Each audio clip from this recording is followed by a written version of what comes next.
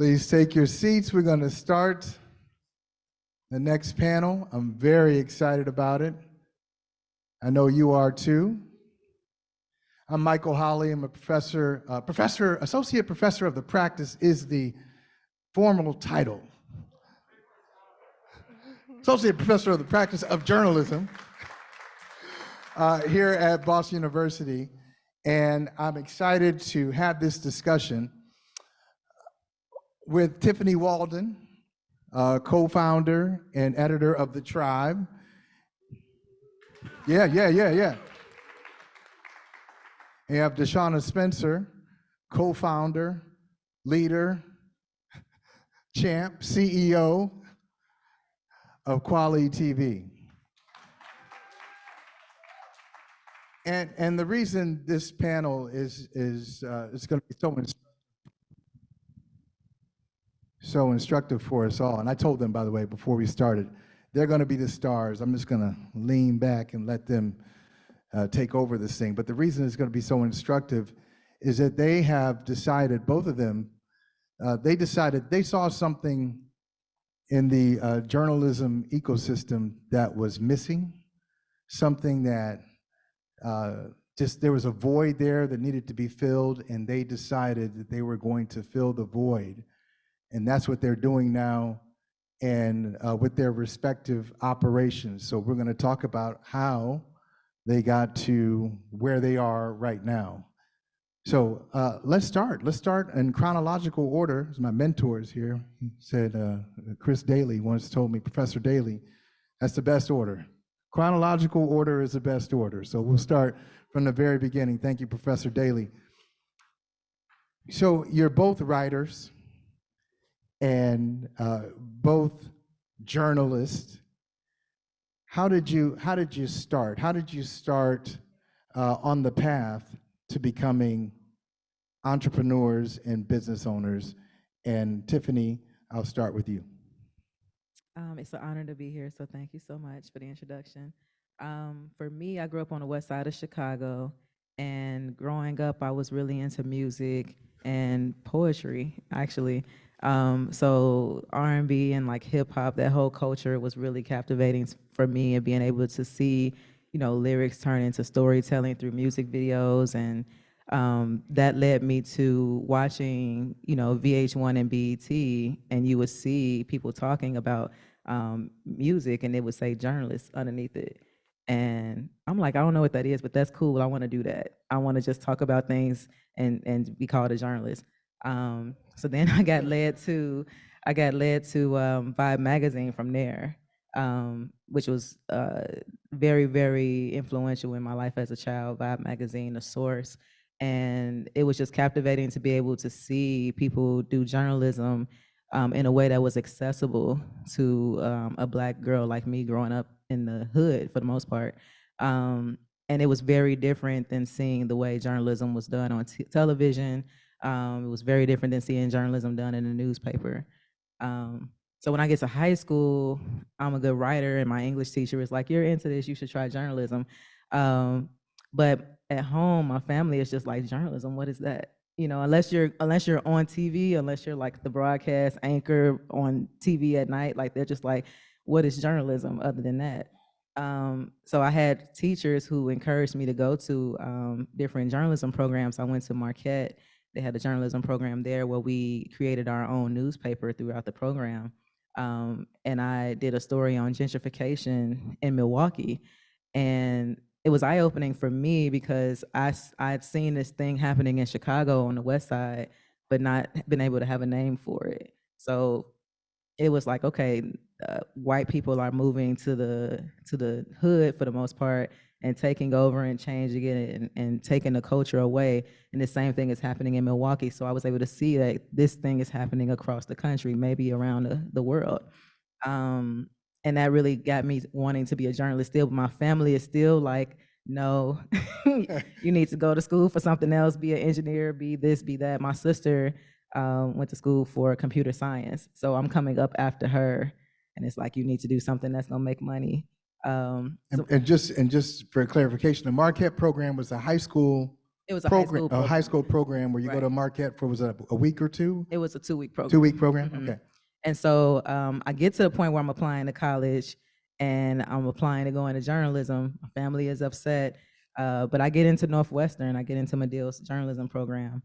And that's kind of where me figuring out where I fit into this ecosystem started to happen, because in my mind, I could create journalism like Vibe magazine, but at Northwestern, at Medill, Vibe magazine was something that no one knew anything about. The first day of class, they ask you what your favorite publication is. My peers are like the New York Times, Time magazine. My mom works here. My mom does this, and I'm like Vibe magazine, Danielle Smith, and no one knows who I'm talking about. So immediately, being one of 7 Black kids in my freshman class at Medill, I'm already just like, I don't know if I can do this. I don't know if I can be a journalist. Wow. Listen to that, professors. Come on now. Come to BU. Come to BU. We know about it. We know about Vibe magazine, Danielle Smith. Absolutely. DeShuna, how did you get started? So I'm originally from Memphis, Tennessee, working class parents. And I was bused actually from my hood in like inner city to like that's like a better school. And I was one of the few Black kids at this school. And it was very traumatizing for me. I didn't really feel like I understood my culture, but what really kept me going was writing. I was always an avid writer, and I was always an avid reader. I was one of the kids who go to the library and I would check out 10 books and see the light on at midnight. It's not because I'm playing a video game, it's because I'm reading a book. Like, that's the type of kid that I was. I was also really into newspapers. I was really into 60 Minutes and 2020. I used to watch Meet the Press before church. Like, that was, I'm not joking. I actually did. I loved it. I loved Meet the Press. Yeah. But I really thought I would be a novelist. It wasn't until I was 10 years old, and I grew up in a very religious household. And I remember like going on my way to church, like a lot of kids, you have Jet and Ebony, right? So for me, it was a 15-minute ride to church. So, okay, I'll pick up Jet today and I'll see what's going on there. I remember flipping through. I didn't know about this young boy named Emmett Till. And I was 10, I had no idea who he was. And then I'm reading an article, and then I flip to the picture of him in a casket. At 10, I remember like being traumatized and like dropping the magazine down on the floor. And my brother and my sister like, "What's wrong with you?" I was speechless. And so the entire time at church, I could not stop thinking about Emmett Till. And then I was like, why did I not know about him? Like, but I also was bused at school, right? I mean, they weren't teaching us Black history. And so from there, I really realized, okay, actually I didn't know what it was, like journalism. I didn't really have a word for it, but I knew that it was something that I wanted to be a part of. It wasn't until high school, because my high school didn't have a program for journalism. My senior year, it was the yearbook staff, and I was assistant editor. And the teacher was like, "You should really consider journalism." And I was like, "Yeah, I do watch Meet the Press. I do miss dates because I want to watch 2020. Like, we had to go out after 2020 goes off." Like, that's how serious I was about it. And so I ended up at Jackson State University in Jackson, Mississippi. I chose that school. I wanted to go to an HBCU, and they had a really great journalism program, and I knew I just wanted to kind of figure it all out there. I ended up working for the school newspaper to start out, and while I was there, I ended up working for the Ledger in my junior year and senior year. I was an obit writer, not the most glamorous job in the world, writing obits, but other students were working at Discovery Zone or Chuck E. Cheese, and I was actually writing real stories. And so that's kind of how I eventually got into journalism from college. And I want to point out, and you two can pick it up from here, both of you are in mainstream, you're working for mainstream media publications. You're working for the Clarion Ledger. You spent some time working in, was it Orlando? You were there for a while? The Orlando Sentinel. At what point did you say, this is, or did you say, this is not for me, it's time to do something else? What was that tension point, that inflection point for both of you? For me, it was very early on. First of all, working in daily news, people become chain smokers and their kids are eating McDonald's like 10 o'clock at night. Addicted and I'm like, to coffee. Exactly. I'm like, I don't think I'm not about that life. I mean, I love journalism, but Okay, so I'll take a step back. I'm about the life of my business. Like I work 18-hour days, so right. But I feel like the type of stories I was writing just I didn't resonate with, and so I ended up leaving Jackson, Mississippi, and working for the Oakland Tribune. And I thought because it's, there's the history in Oakland, the Black Panthers, and I thought the stories would be a little bit different. And I was still just a regular cop reporter that was writing about kids getting shot. Like literally, that was my job. Like every other story, and the reason I started doing cop reporting is because I lived in this a 3-bedroom apartment with 7 women, and it was annoying. And so I used to I used to be the first person in the newsroom every day. So I get to newsroom around 8 a.m. because I was just so tired of living on these girls. And I mean, it's no joke. They're like, she's a go-getter. Wow. Like, no, there are 6 other women living with me. This is annoying. And so because of that, the lead cop reporter, I think his name was Harry or something, I forgot his name, but he would give me all of his stories. And so I was always out there getting stories. My first interview, I actually interviewed Jesse Jackson. Was my first interview at the Oakland Tribune. And I was so nervous, and everything. But I realized that I was part of the problem. I was writing about young Black men getting shot, and I'm interviewing moms who are crying, or they're distraught. Not like weeks later, like your son was shot 2 hours ago. How do you feel? I mean, what type of world is that normal?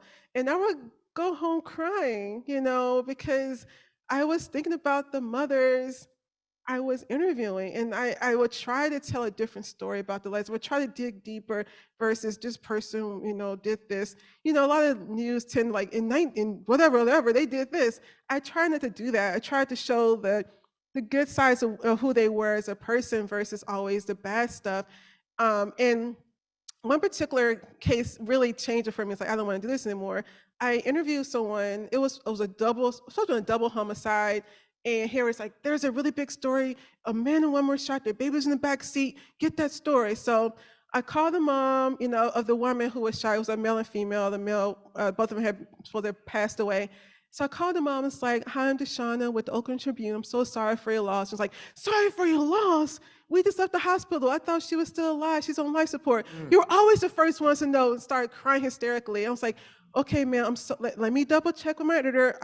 I'm so sorry.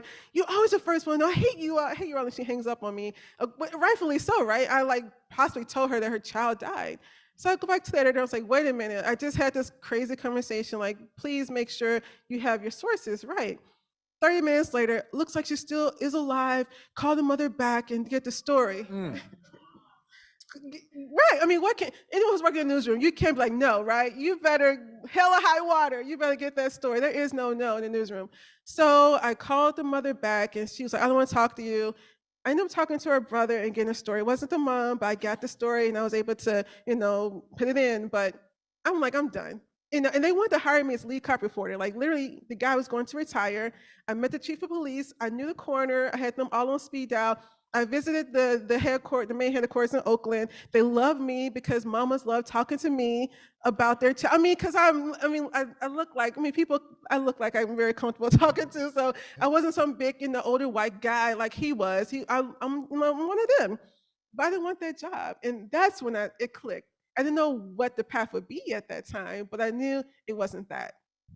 So what we're hearing is, like the way the stories are unfolding, the stories are being framed, the whole culture of what news is, and there's got to be a better way. There's got to be something, a better way of storytelling. This is a part of reality, but it's not Black reality. It's not everything. It's just a part of it, and there are other things that aren't being represented. And I think that leads right to where you were, Tiffany, when you're looking at Orlando and people are talking to you and they're saying what? I had the same experience, honestly. I was covering breaking news too at the Orlando Sentinel, and I worked the 5 a.m. shift. So a lot of times I was the only person in the newsroom until like 7 or 8 o'clock in the morning.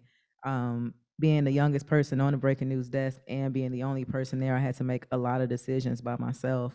And it was quickly, I just got burnt out. Like 5 o'clock in the morning, you get a call from the police that there's a officer involved shooting, and you have to go to it. It's dark, it's Florida.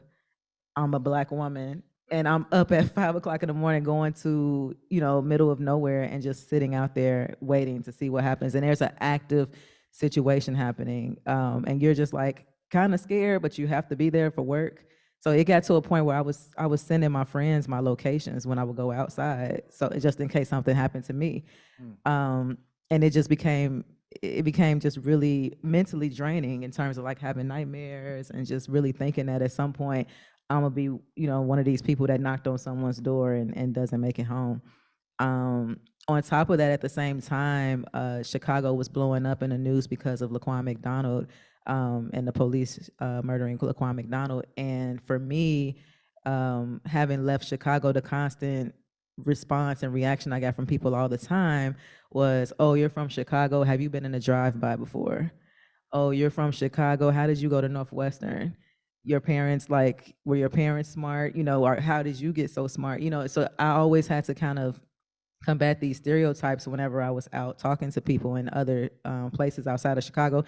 And no lie, in Chicago too, because if I tell somebody I'm from the west side of Chicago, there's a thing there. It's like, oh, the west side, like what? Y'all ain't even got no grass over there. Y'all don't have this, y'all don't have that. So for me, when Laquan McDonald was going on, I just was really getting tired of the narrative of Chicago being this place where Black people were just delinquents. And that was becoming a racist dog whistle at the time too, because President Obama was in office. So we also saw people kind of, if they were having a reaction to him, they threw Chicago in the mix as well. And so for me, it was like I also just didn't see a pathway in the newsroom. Orlando Sentinel was bought out by the Tribune. So very quickly they did buyouts, and I was like the oldest person on the news desk at 2 years. And they wanted to transition to reporters also doing multimedia for videos. You're also doing breaking news. You're doing this, you're doing that. And I was like, I can't, y'all. I'm tired. Like, I have to get out of here.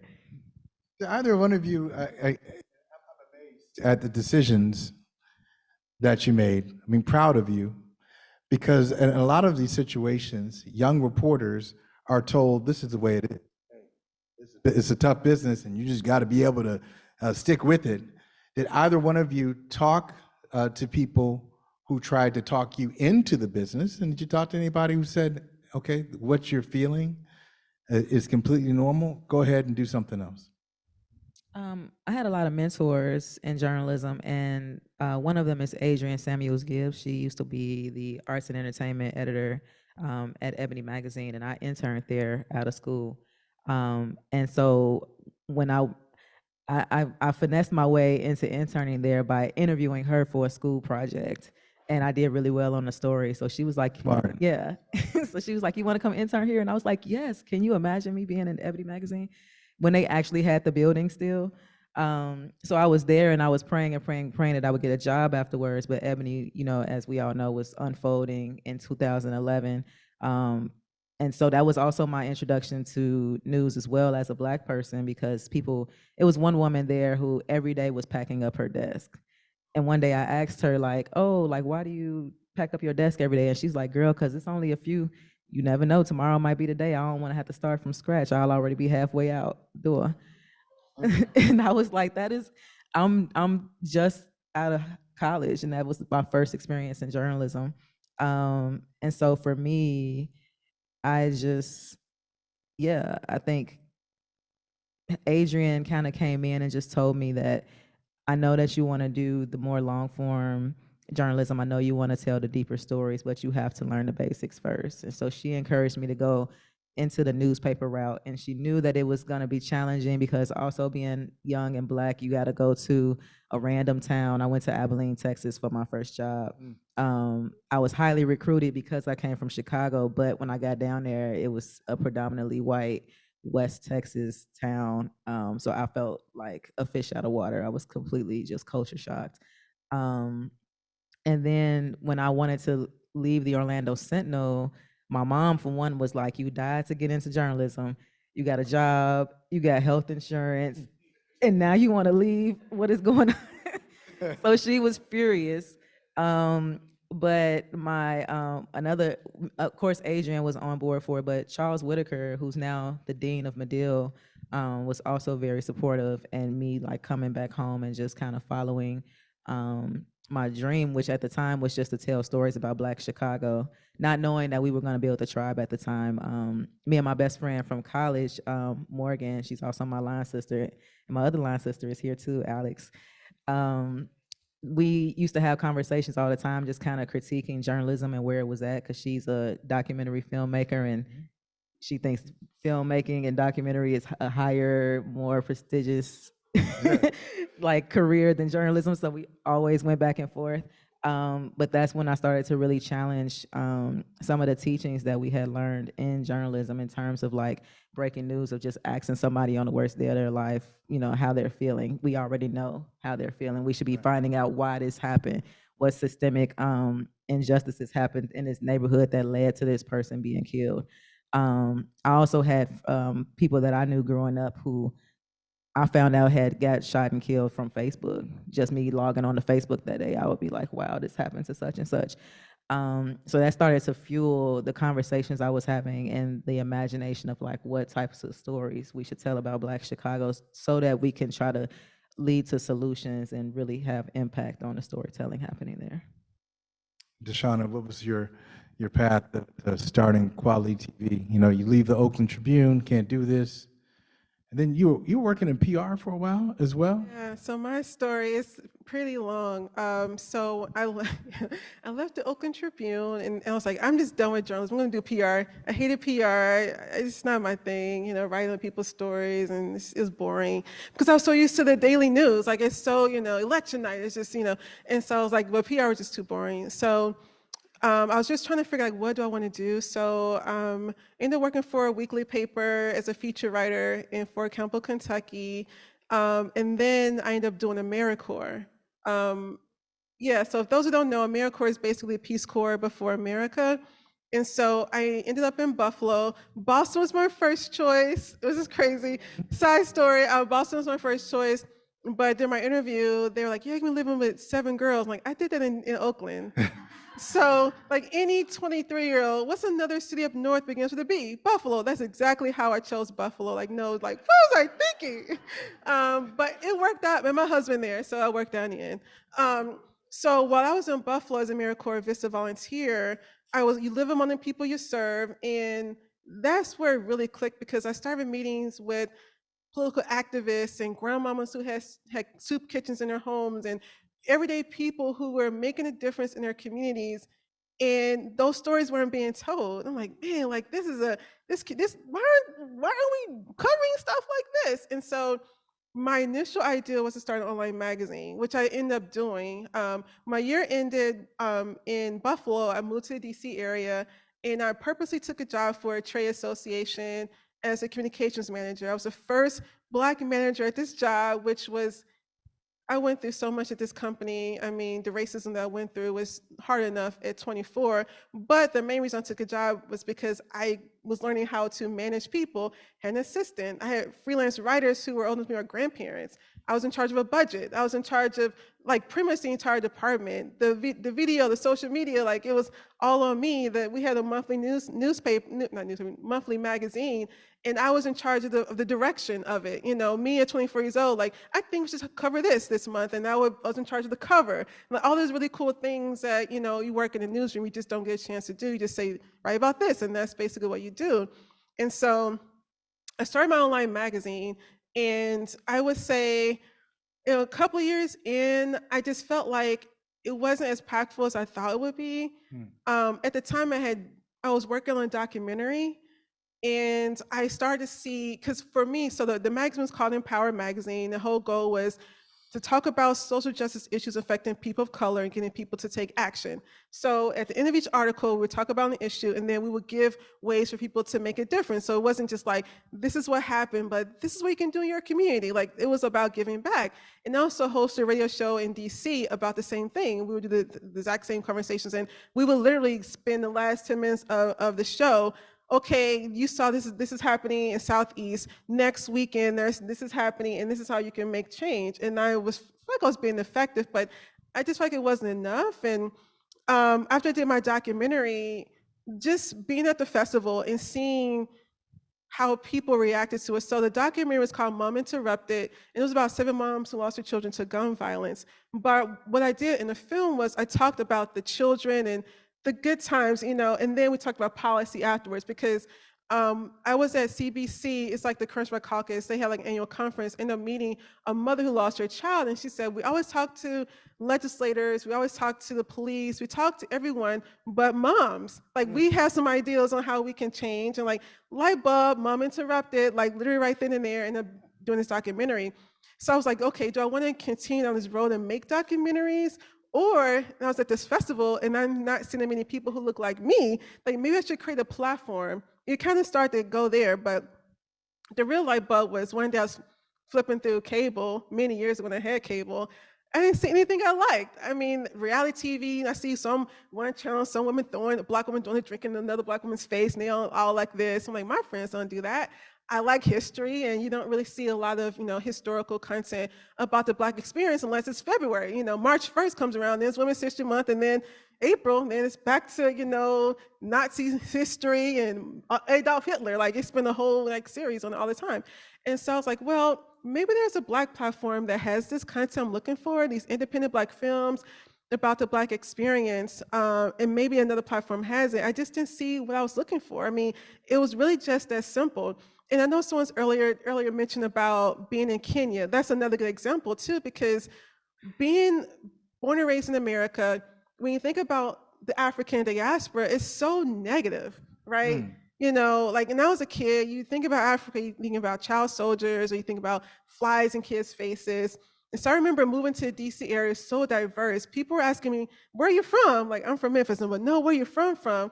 Memphis, like, sorry, but I didn't, but when you start to think about it and you do your DNA, of course I know I'm from the, I'm like an African, but like all over, but they were seeing me and they were seeing like their cousins or whoever. And my mom was like, they said that you from Africa. Like my mom thought of it very negatively. And I was like, no, like it's a beautiful continent. And I wanted to use my platform. I felt like there really wasn't a platform that showcased African diaspora, that showcased the Caribbean, that showcased Afro-Latin stories.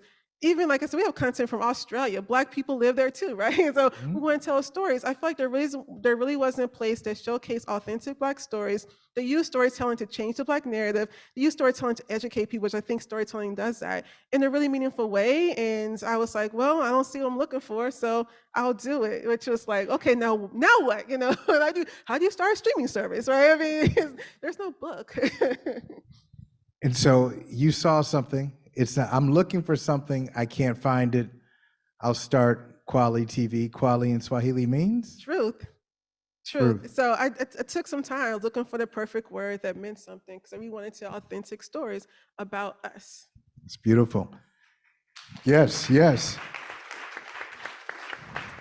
And so, Tiffany, you talk about negative comments on and on about Chicago and violence and the west side of Chicago and people having all of these misconceptions about what Chicago is. So when did you decide, okay, this is the moment, it's time for me and my best friend to do something, to start the Triibe? So I moved back to Chicago in 2015 without a job, had to go to my mom's place. It was a fun time. She's still saying, I told you not to major in journalism. She's just like, you had health insurance. And so I started freelancing. So I had already been doing a little bit of freelancing with Ebony at the time, because occasionally Adrian would do like special editions for the book and would ask me to freelance. And Orlando allowed me, since it's not a competitor. So I was freelancing with them a little bit.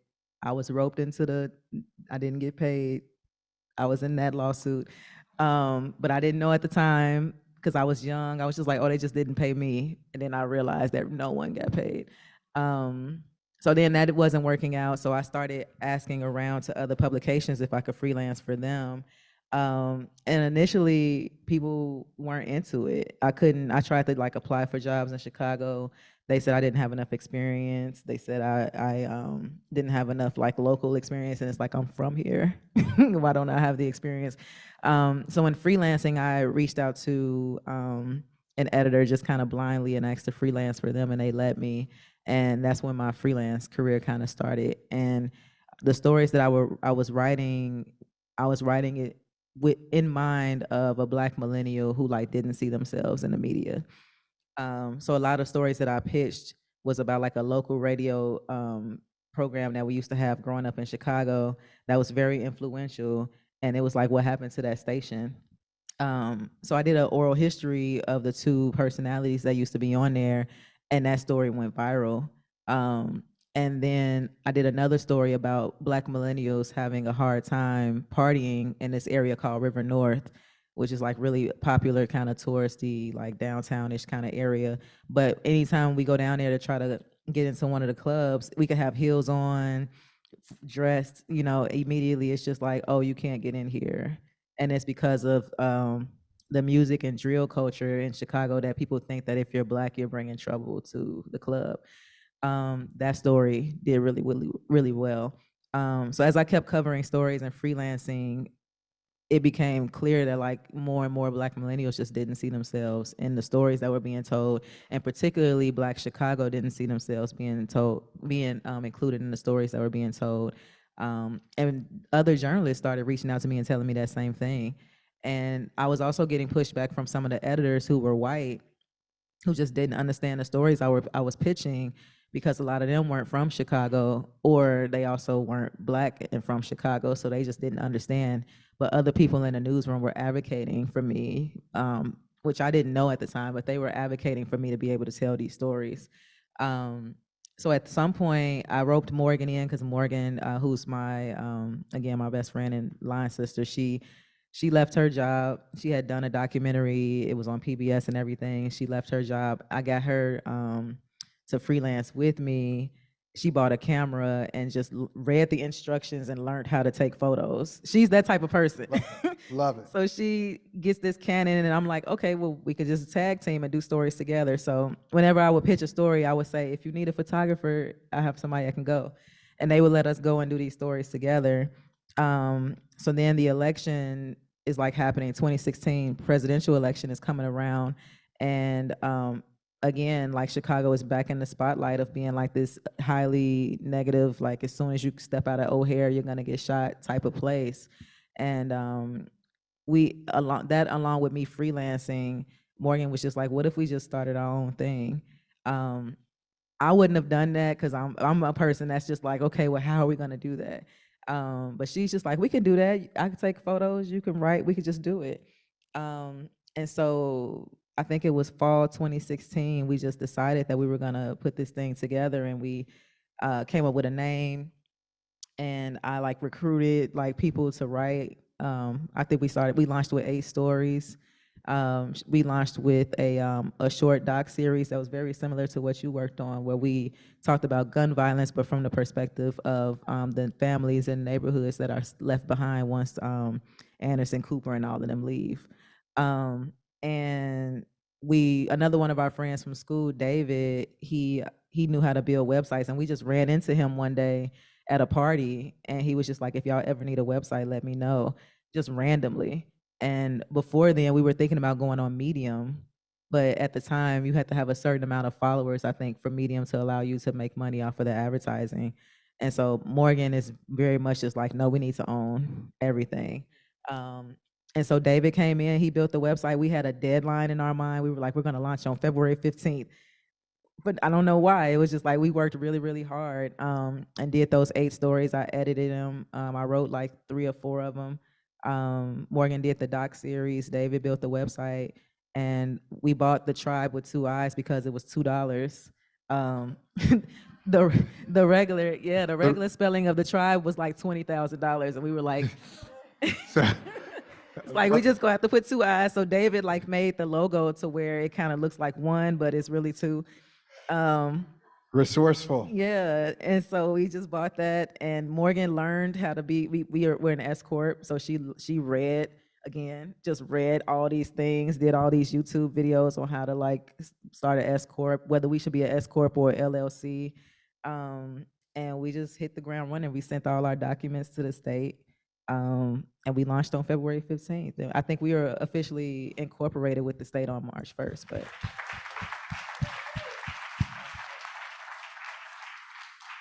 I know a lot of people are wondering how. How do you do it? So, I mean, you told us how you do it, but how do you do it just financially, everybody? And the reason we love your mom, we haven't even met your mom. We love your mom because everybody's got that voice, and you know somebody like that. So what are you going to do about this? How about those benefits? How are you going to pay your bills? It's expensive, I'm guessing, just to start. So, DeShuna and then Tiffany, just tell us how do you, day one, how do you do it? Yeah, so when I had my online magazine, I started with a couple of dollars. It's a WordPress site, and I did it myself because I knew HTML. You can't build a streaming service FY on WordPress. I just want to let you all know that you can't do that. So when I initially came with the idea for KweliTV, it was actually it was 10 years ago. It was in 2012 and I had the initial idea. And I knew I needed money. And so there was a journalism like fund. I forgot, was it McDeal? I forgot who it was. Most of women journalists. It was $50,000, and I was like, should I do KweliTV? No, should I do Empower? Should I do like KweliTV? So I ended up buying like the domain name for KweliTV and putting together like a little proposal, create like a little WordPress site about what the vision for the company was. At the time, we were going to focus more on all social impact, mostly documentaries, because I'm a journalist, and so. I was a finalist, the first time I was ever a finalist for anything in my entire life. And so there were 10 finalists and only 5 winners. I wasn't a winner. And so because I was a finalist, I could ask like, why wasn't I chosen? And they were like, we're not sure about the future of streaming. Like legit, that was what I was told. Yeah. Mind you, journalists always get it wrong. Like journalists always, I mean, think about the 90s in media. Like, the reason that people read stuff for free because journalists can say, oh, let's not put this stuff online for free because people would never want to pay for it. This is exactly what happened. So mind you, that's what happened. So I was like, okay, am I right? Is there really a future in streaming? And I kind of let it go. I had a Job moment where like my nephew died, my aunt died, my dad was diagnosed with cancer. I ended up having really bad fibroids, hemorrhaging. My dog became paralyzed, like no joke. Even my dog became paralyzed. I'm like, what is happening in the world? And so a couple of years later, another journalism competition came about. This was in 2015 through Unity Journalism. I'm sure y'all remember Unity Journalism from back in the day. And I was representing NABJ. And so it was a $20,000 grant. And I was a finalist again. And this time I won. And that's how I started KweliTV, was with the initial $20,000. Yeah, give it up, yeah. Not the millions of dollars that Reed Hastings, I think he sold his software company to start Netflix. I started with 20 grand. Now, mind you, when I started with that 20 grand, I had to hire a developer. I didn't know anything about this industry. I didn't know, how do you build a streaming service? So my first thought was, I ended up talking to one of my advisors who was a full stack developer from an online magazine. And so he was like, yeah, you should probably talk to these people. And that's kind of how I was able to cobble together an MVP. I'm not sure if anyone familiar with what an MVP is, and I'm sure students may or may not know. So MVP is a minimum viable product. So when you start a tech company, you don't build the big vision, you build enough to test the waters. You don't want, because if you build it too big, then you may have to take away. It's best to build it small, and then based off of the users, based off of the customers, okay, I see that it's going in this direction, so I'm going to expand on that. And I didn't know about MVP. I didn't know what a VC was. You also know a venture capitalist. I didn't know these terms until I was starting this company. And so when I built my beta, the guy who I hired, it was in 3 installments, and he had just had a baby. And so my friend was like, DeShuna, he just had a baby. Can you give him the last installment because he needs some money? And me being from the South to being nice, well, he did just have his baby, so dude, skip town, moved from DC to Colorado. Well, my site not being done. It was about 90% done. It could take people's money and it could stream movies. That was about all it could do. It was so bad that if I had to reset, I had to reset passwords personally. If someone had to reset their password, they forgot their password, they'd email me, and I had to be like, here it is. What? It's so crazy. And so, but I made the decision to launch it because I really, at the end of the day, I just wanted to see if people wanted these types of stories, because investors were like, Black folks don't like documentaries. Black folks only want to see ratchet. Like literally people said, you need to have a World Star Hip Hop channel. Someone said, I need a World Star Hip Hop channel on KweliTV. The exact thing I'm trying not to do. No way. And so I just wanted, so I started with 38 filmmakers. I emailed them blindly. I couldn't afford to go to festivals, so I just had a list of festivals that I really adore, like, you know, Black Star, Urban World, and Martha's Vineyard, all these amazing film festivals of Black content. I just started contacting the filmmakers. I contacted the festivals first. No one emailed me back. It's fine. Who am I, right? But I said, okay, I'll just email the filmmakers. And started with 38 filmmakers. Now we have 450 plus filmmakers.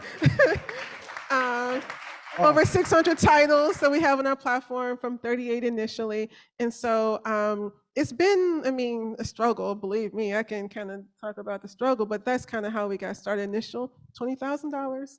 20,000, and now you're streaming. How many films are on this? Over 600 films representing every part of the globe, except for Antarctica, because it's cold and Black folks aren't there yet. But with climate change, we might get there eventually. We'll get there soon. Right. Get there.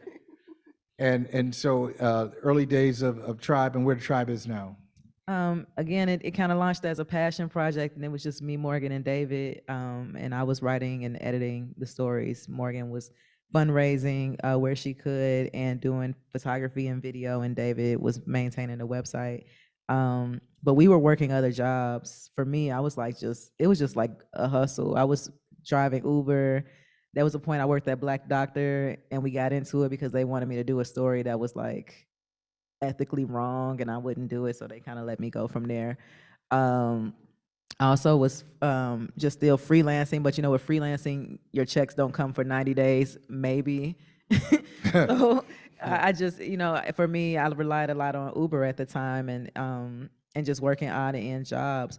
But it became very stressful because you're trying to write and interview and do these stories, and the demand is increasing for us because people are starting to find out about the Triibe, and they want more and more and more. And so we have this, like, you know, urgency of like, we need to cover this. But then I'm working and driving Uber and up till 5 o'clock in the morning and doing all this stuff, trying to make it. And so at some point the foundations find us. I think MacArthur Foundation was the first one that found us, and they were doing an initiative in Chicago and really wanted to get to know the independent ecosystem. And all the foundations were super into our work until they found out that we weren't a nonprofit. And then it was like, oh, we actually can't do anything for y'all. And so we're just like, you know, we're young, we're Black, like we can't be a nonprofit. We don't know how to run one. It costs more money to do that. It's impossible for us to have that structure. So we were kind of just playing a back and forth game for like 2 years with the foundational world, because they just could not find a way to give us any money. So in that time, we were only able to get grants for like individual stories. So it would have to be like, oh, we want a solutions-driven story on, I don't know, let's say climate. Then it's like, but it has to be a 5,000-word story, and it has to be a data-driven story, and it has to be this, it has to be that, for $5,000. So, you know, that's not sustainable to keep doing that over and over again as just me, Morgan, and David. Majority me, because I'm the person that's the journalist. And so at some point, Field Foundation hooks up with MacArthur, and they found out a way to start funneling money to for-profit, or they found a loophole or something where they were able to give us money, but they weren't able to give us operational funding. It still was like a project-based thing. And we hit 2020, where the pandemic starts, and everyone's like, oh, we need Black media, give the Triibe money. So now all of a sudden the foundations can give us money. The for-profit, nonprofit conversation is done. We're just getting funneled all this money, and it's like cover the pandemic. And so that's when we kind of went into overdrive, and I had to get back to my breaking news roots, which I had tried so hard to move away from, but I had to bring it back in order to cover the pandemic, because we knew in the first, like, maybe about a third week of March, whatever week that we knew we were going into the shutdown, we knew then that Black people were going to be disproportionately impacted by this, because in our neighborhoods, we don't have access to, like, you know, top quality healthcare or hospitals or anything. And the first person that died in Chicago was a Black woman. And it just started from there. So our coverage of the pandemic really is when our audience started to grow even more, and we utilized social media as a way to really get the word out there. So there was a point in the pandemic where there were like 3 press conferences a day. It was the president, it was Dr. Fauci, and then it was like whoever your mayor was, or your governor. And I live tweeted each one of those. So there was a block from like 10 a.m. to like 3 in the afternoon where I was just live tweeting press conferences, but people really enjoyed that because they would ask a question and then I would be tapped into the mayor's press conference and I would ask the question and then tweet it out and they'll be like, oh my gosh, she asked my question, I got an answer to it. And so that started to like build that brand loyalty and people started to know who we were. And also prior to that, thinking back to the early days of like hip hop and street teaming, I knew that when we started, people weren't going to know what the Tribe was. They were going to think we were a blog. And no shade to blogs, but I worked too hard. I got too many student loans for people to call the Tribe a blog. So I partnered with the Chicago Reader, who is kind of an alternative weekly in Chicago.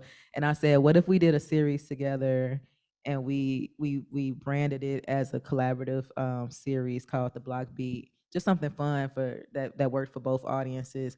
And we put our Tribe logo on it so that people get to start noticing and understanding like what the Tribe is. And a lot of people found us that way, and that opened us up to collaborations. And soon everybody wanted to collaborate with us because they wanted to tell Black stories now all of a sudden. And so that just helped us grow our audience, because people who read the Reader or they read some other publication in town, then they found this publication and started coming to our website too. So we got our first operational grant in 2020. I can't remember. It was $100 and some thousand, I think we got, and we were able to hire our staff for the first time. So now we went from just me, Morgan, and David to a staff of, it's 7 of us total, and everyone except one person is full time, and we have health benefits. So my mom is happy. Hey, Mom! Look, Mom! Right now, some benefits now she's into it. She's like, I love the Tribe. And it's like, Tribe. Listen to these visionary founders. Here, I mean, like, before we get to the questions, just give them some love. Give them some love. So I'm sure you all have questions. I got plenty of questions, but let's make this collaborative and interactive.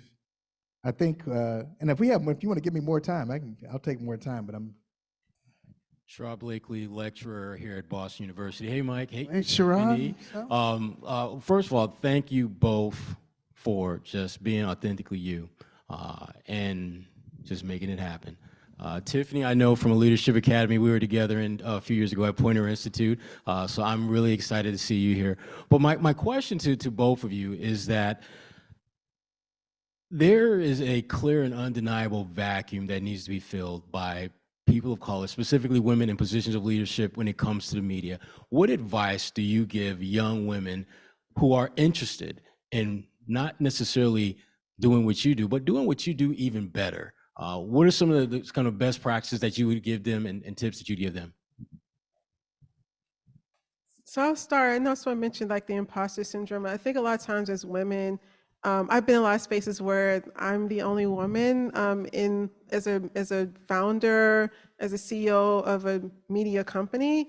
I've even had men say things like, does your husband know you're here? I mean, like, yeah, I get crazy. I'm telling you, I'm hearing the crazy comments. And so if I were the type of woman that would cower, like, am I supposed to be here, right? And so my advice would be to just know you deserve to be there, and don't let society sort of create this space to make you think that you shouldn't be in the room. I think that, because we're talented already, and sometimes society wants us to believe that we're not as talented. Someone said sometimes think like a mediocre white man. I mean, that sounds kind of mean, but that's the reality. As someone who's like interviewed people, I've interviewed lots of different people, and women, everything needs to be checked off on the list in order to feel like they need to be hired. Sometimes for white men, only 25% of it needs to be checked off. They'll still apply for the job. And so as women, we need to know our worth. You know, I've taken jobs where I didn't know everything, and I learned on the job, and I was able to be successful in that position. Just know your worth and know that you belong to be there. You belong to be there. Does that make sense? I'm not, I have like three things. That's one. Imposter syndrome is really big. Being a Black woman in media, and I definitely wouldn't have been able to do this without Morgan. We just have kind of different backgrounds. Morgan went to predominantly white private schools in the North Shore of Chicago, which is like, you know, Evanston, Winnetka, like rich white people, like went to school with the Walgreens, like family. So for her, from childhood growing up, she's always been like challenging power, and it has never been. She had a family that really breathed into her that she can do, you know, whatever she wanted to do, whatever she set her mind to.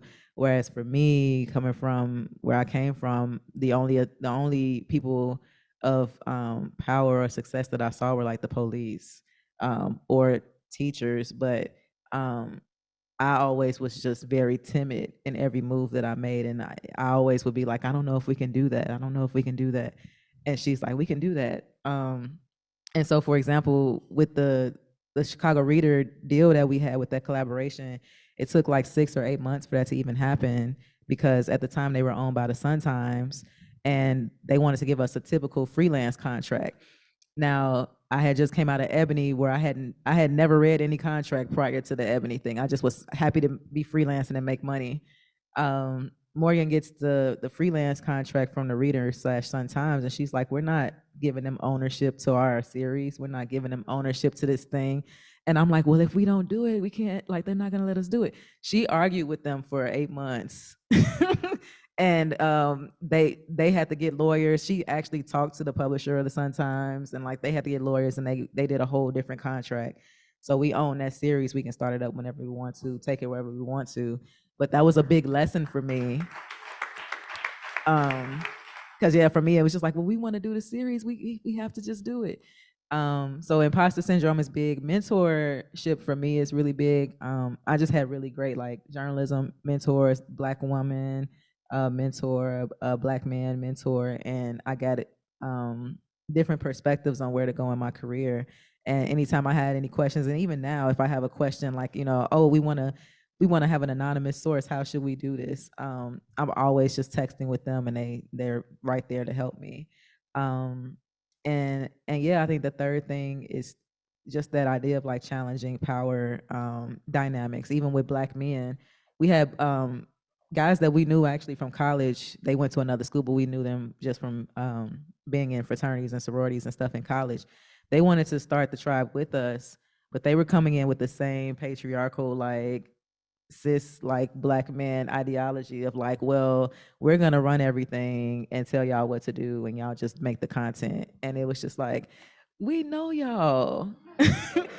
Y'all supposed to be our boys. Like what? And the contract that they sent over for us to sign was also like BS. And so we ended up not working with them and just kind of doing it on our own. But I don't think anyone thought that like 2 Black women could really do this, because it's a male dominated, especially a white male dominated industry. So even in the early conversations with people, they just kind of talked down to us, or was like inviting us somewhere because they was trying to date. You know, it was just nothing was ever really serious. But I think now at this point they take it seriously. So we have time for one last question. Hi, everyone. Chip Greenwich here. Thank you for your authentic stories of talking about being a founder and being in the space. I really appreciate it.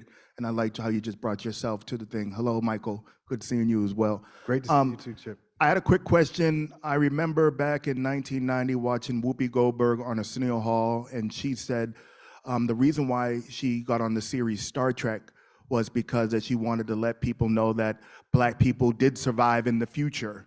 Not having a visor or a hump in their head and all this other stuff. But she said this in 1990, really stuck with me about me as someone that likes sci-fi and someone that likes Batman.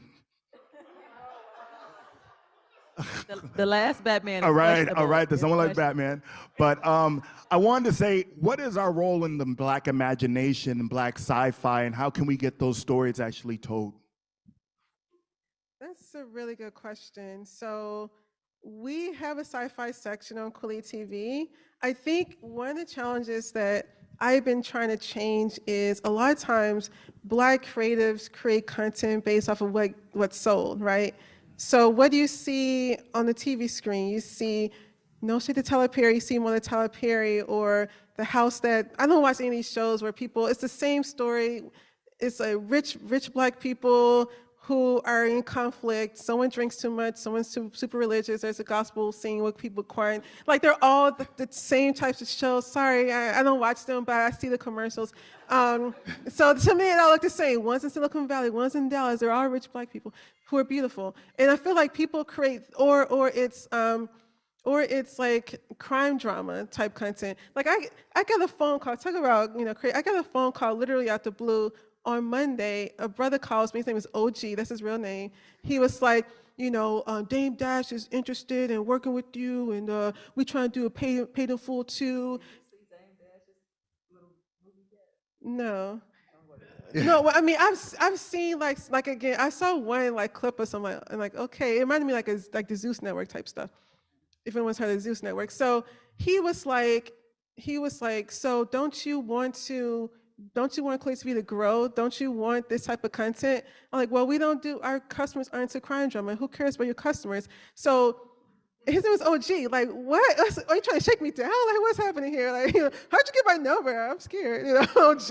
Like, some dude out the blue calls you, OG calls you. But I guess all I have to say is, because I do ramble, sorry.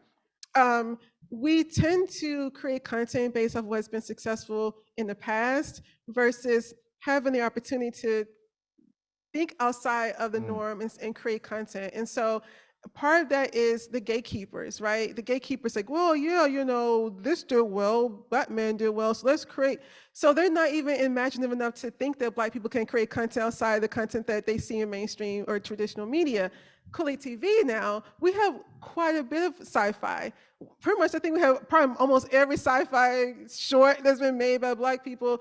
Maybe it's not some of the older stuff, but some of the newer things. Whenever we hear sci-fi, we get it because our customers are starving for it, And so I think that as long as we start controlling the spaces, owning our spaces, then we will see more of that. Like once we have funding, we just don't have funding. Like sci-fi is at the top of the list, the type of content we want to start making from the creators who are already on our platform, who are just dying to make the type of content in a way that they don't have to compromise, because some traditional space says, well, we don't think that the white woman in Iowa, who gives about and no shame, I'm sorry if you're from Iowa, you're white, I'm so sorry now, but the reality is like, they always want it from a lens that doesn't offend anyone, so everyone can but what reality is like, you're not gonna understand everything, and maybe it's opportunity for someone outside of the community to learn about us in a way, in a sci-fi way, because sci-fi does that, right? You look at Marvel, my husband's a huge big Marvel fan, and just how diverse it was back in the day. Like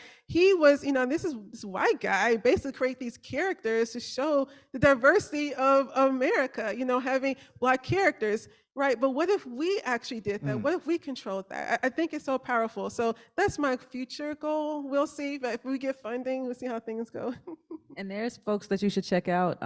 Eve Ewing, one of them in Chicago. She's an author and a poet, and a lot of her work is in Afrofuturism. She has a play that I just went to see at the Steppenwolf 1919, which was a poetry book that she's turned into a stage play. And it's amazing. It's the telling of the Red Summer, but the Chicago, like what happened in Chicago that led to a riot for like 6 or 7 days in 1919. But she incorporates so much Afrofuturism, whereas it's not a linear storytelling of history. She takes you to Emmett Till, she takes you to present day, she takes you to the 1995 heat waves, but all in like a very interesting and futuristic way, giving kind of honor to Octavia Butler. So definitely I would check out Eve Ewing. Final thing I'll say, if you want to support the tribe, you want to support KweliTV, this is what you can do. Subscribe. First thing you do is subscribe. Share, spread the word, and if you can think of some sponsorships, some connections, think about those and share them with Tiffany and DeShuna. Fantastic. Thank you very much.